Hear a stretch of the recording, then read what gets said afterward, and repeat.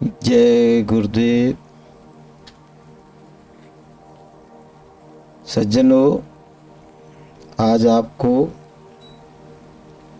ये मानव जीवन की महत्ता आपको बताना चाहते हैं कि मानव जीवन कितना कीमती है और परमात्मा ने किस प्रयोजन के लिए इसको दिया। हमारे महापुरुष धर्म ग्रंथ हमको बताते हैं कि कोट जन्म भटका जब खाया, तब तूने मानस तन पाया। करोड़ों जन्म संसार सागर में हम भटकते रहते हैं, नाना प्रकार की योनियों में। 4 प्रकार की रचना परमात्मा ने की है। उद्मज और स्थावर। स्थावर वनस्पति जगत होती है और पिंडज उनको कहते हैं जो झिल्ली से पैदा होते हैं, और उद्मज जो बरसात में गर्मी में पैदा हो जाते हैं, और नज जो अंडों से पैदा होते हैं। तो संत कहते हैं कि इनकी संख्या 84 लाख है।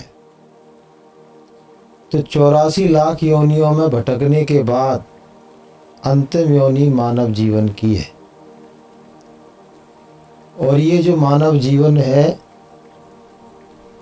ये इस उद्देश्य से परमात्मा हमको देता है कि इस जीवन को पाके हम वो कार्य करें जिससे कि हमारा ये 84 का जेल खाना खत्म हो। हमारे ऊपर जो कर्मों की बेड़ी लगी हुई है, जिसके कारण हमारी आत्मा संसार सागर में भटक रही है, कभी नरकों में जाती है, कभी स्वर्ग में जाती है, और कभी निकृष्ट कर्मों के कारण नाना प्रकार की जीवों में उसको अपना रूप धारण करना पड़ता है। और मानव जीवन पाए के अब की बार हमने इस विषय में चिंतन नहीं किया, कुछ जानने की कोशिश नहीं की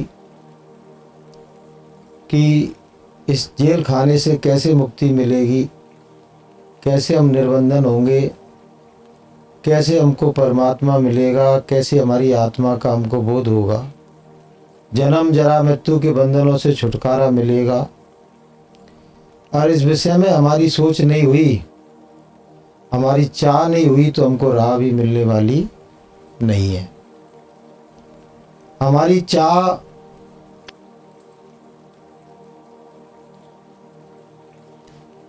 संसार में हम पैसा अर्जित करें, मान अर्जित करें, सम्मान, प्रतिष्ठा, धन, वैभव, यश, कीर्ति, इसको हासिल करने के लिए हम लालायत रहते हैं और उस ओर ही हम अग्रसर रहते हैं। हमारा कार्य क्षेत्र वही बना रहता है। जीवन पर्यंत हम संसार में समृद्धि के लिए, तरक्की के लिए, विकास के लिए कार्य करते रहते हैं। और ये जो विषय है आत्मचिंतन का, उस विषय पर हमारा कोई सोच नहीं रहता है।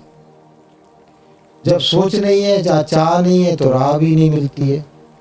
अगर कोई मिल भी जाए तो हमारे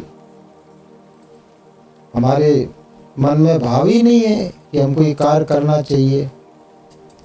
तो अधिकांशतः इंसान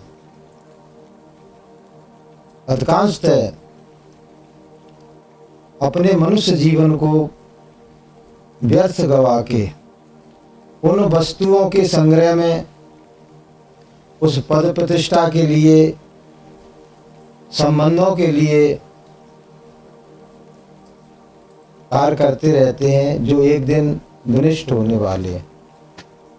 एक दिन दुनिया में आप कुछ भी अर्जित कर लो, किसी भी मुकाम पर चले जाओ, लेकिन एक दिन सब कुछ खत्म हो जाने वाला है।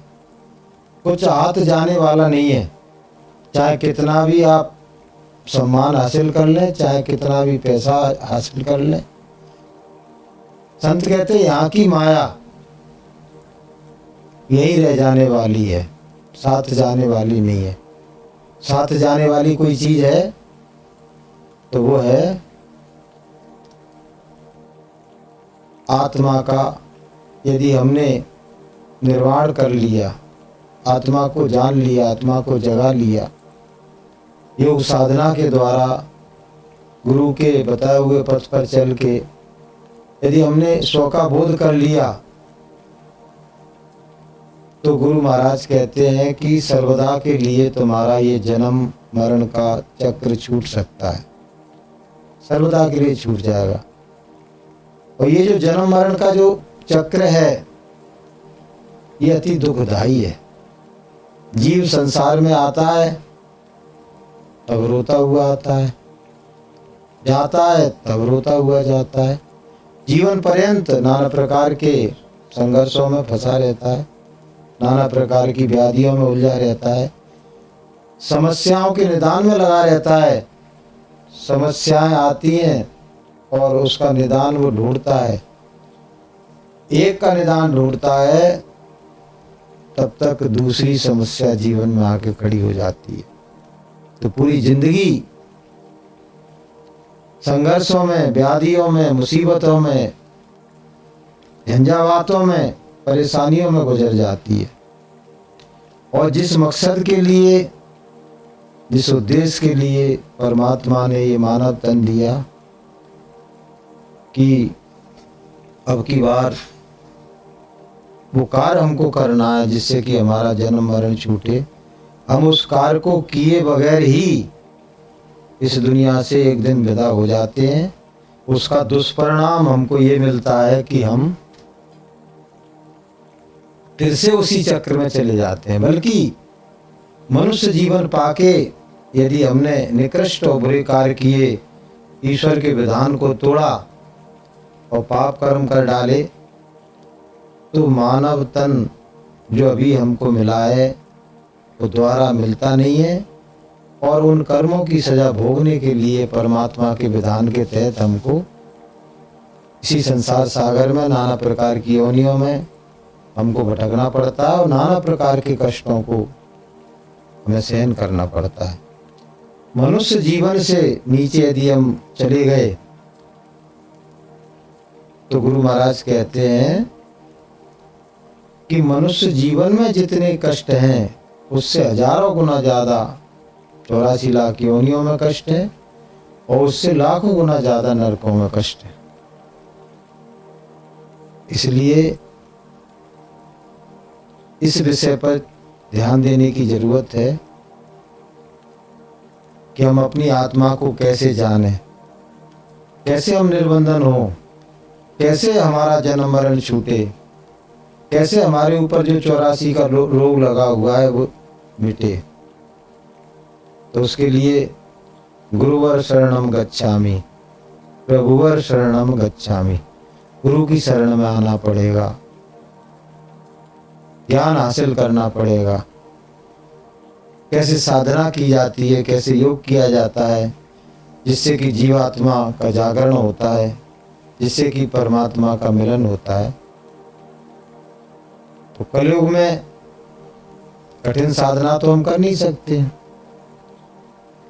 कलयुग में तो जो सहज और सुलभ साधना होगी वही की जा सकती है। तो कलयुग की सहज साधना है सुरत शब्द योग की साधना, नाम योग की साधना। तो रामायण में लिखा हुआ है ना कि कलयुग केवल नाम आधारा और सुमिर सुमिर नर उतर ही पारा। वो नाम का आधार है कलयुग में। नाम जी जप जागई जोगी, उस नाम को जपने से जीवात्मा जाग जाती है और परमात्मा का मिलना आसान हो जाता है। तो ये सब बातें गुरु महाराज अपने सत्संग में बताते हैं। आपको रुचि है, आपको थोड़ा सा इंटरेस्ट है तो गुरु महाराज के सत्संगों को सुनिए। आपको केवल ये YouTube पर कहना है जय गुरुदेव सत्संग, तो आपको सुनने को मिल जाएंगे। और उसको सुन के समझने की कोशिश कीजिए और उसको समझ के उस राह पर चलने की कोशिश कीजिए, तब आपको यथार्थ का बोध होगा कि मानव जीवन किस उद्देश्य के लिए हमको मिला और हमारा घर कहाँ है। ये जो मृत्यु लोक है, ये तो जन्मने और मरने का स्थान है। ये हमारे लिए स्थायी मुकाम नहीं है। अगर स्थायी मुकाम होता तो मुकम्मल स्थायी हम यहाँ रहते। इसका मतलब ये हमारा देश नहीं है। अगर हमारा देश होता तो सर्वदा हम यहाँ रहते। तो इससे सिद्ध होता है कि हमारा देश अन्यत्र है। संतों ने इशारा किया कि हम तो अगम देश के वासी, तीन लोक से न्यारा, साधो ये ना देश हमारा। हमारा ये देश नहीं है। हमारा देश अगम देश है, अनामी धाम है, जिसको मुकामी हक कहते हैं, सचखंड कहते हैं, सतलोक कहते हैं। वो रूहों का सच्चा देश है। वहाँ जाने के बाद फिर हमको ना आना पड़ता है और ना जन्मना पड़ता है और ना मरना पड़ता है। तो इसलिए कवि साहब ने कहा था कि साधो बाघर को चलो, जागर काल ना जाए और जागर काल ना खाए। वहाँ काल नहीं जाता है, काल वहाँ पहुँच नहीं पाता है। वहाँ काल नहीं है, वहाँ मृत्यु नहीं है, वहाँ जन्म मरण नहीं है।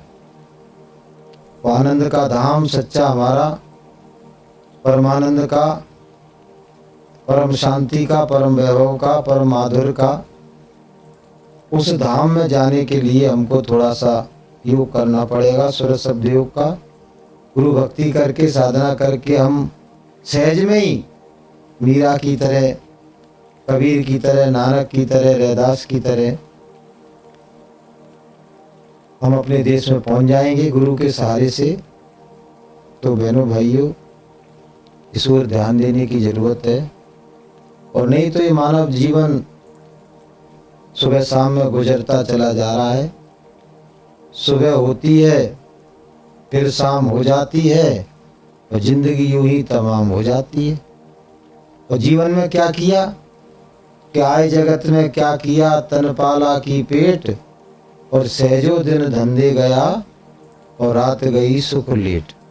दिन धंधों में चला जाता है, रात लेटने में, निद्रा के आगोश में चली जाती है।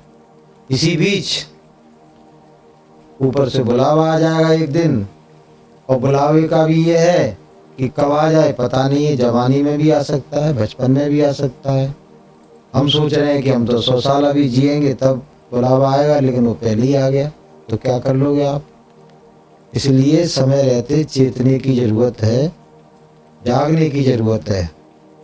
नानक जी ने कहा था, फिर क्या जागे नानका, जब सोवे पांव पसार, जाग रे मन जागना, अब जागन की बार। ये जो जीवन चल रहा है, ये जो समय चल रहा है, चाहे आप बचपन में हो, चाहे जवानी में हो, चाहे किसी भी अवस्था में हो, उस अवस्था में संतों के वचन सुन के, वाणियों को सुन के, जीवन का ध्येय जान के, परम लक्ष्य को जान के हमको जागने की ज़रूरत है, उस ओर चलने की ज़रूरत है। नहीं तो एक दिन जो कहा है कि जन्म तेरो बातों ही बीत गयो, बातों ही ये समय हमारा जीवन का बीत जाएगा। और जिस काम के लिए परमात्मा ने मानव तन दिया वो कार्य हम करेंगे नहीं, और व्यर्थ में नाना प्रकार के प्रपंचों में जीवन को बर्बाद करके यहाँ से चले जाएंगे।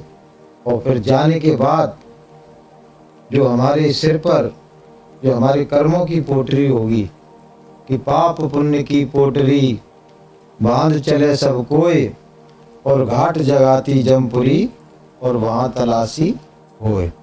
तो वहाँ फैसला होगा तो अति दुखदाई, हमारे लिए कष्टदायक हो जाएगा।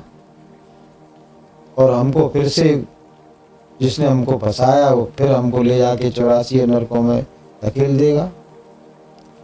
ये बातें हकीकत में सत्य हैं। संतों ने इसको जाना, इसको देखा, कि उनका अनुभूत ज्ञान है, ये कोई झूठी बात नहीं है। 84 का जेल खाना तो हमारे सामने ही हमको दिख रहा है, और संतों ने अपनी दिव्य दृष्टि से जब ज्ञान चक्षु उनका खुला तो उनको स्वर्ग भी दिखाई दिए और नरक भी दिखाई दिए। तो बहुत से लोग कहते हैं कि है ही नहीं, कुछ है ही नहीं है। तो आपने देखा नहीं है तो नहीं है, लेकिन जो देख रहे हैं वो तो बता रहे हैं ना कि दादू देखा दीदा और सब कोई कहे सुनीदा। जिन्होंने देखा उन्होंने बताया, गीता में भी बताया, रामायण में भी बताया, वेद पुराणों में भी बताया कि स्वर्ग भी होता है, नरक भी होता है। इसलिए बहनों भाइयों, अपने जीवन के ध्येय को जान के उस ओर चलने की जरूरत है। और थोड़े दिन की साधना, गुरु महाराज कहते थोड़े दिन की साधना फलीभूत हो जाएगी और हमेशा हमेशा के लिए आपको सारे दुखों से, सारी परेशानियों से, सारे बंधनों से आपको मुक्ति मिल जाएगी और परम आनंद की अवस्था आपको प्राप्त हो जाएगी। और उस अवस्था में सर्वदा के लिए हमारी आत्मा सर्व दुखों से निवृत्त होके अपने आनंद के धाम में वासा पा जाएगी। तो इस बात को समझने की ज़रूरत है और इस ओर चलने की ज़रूरत है। हम लोग तो बहुत समय से ये क्रिया कर रहे हैं, साधना कर रहे हैं और गुरु महाराज की दया से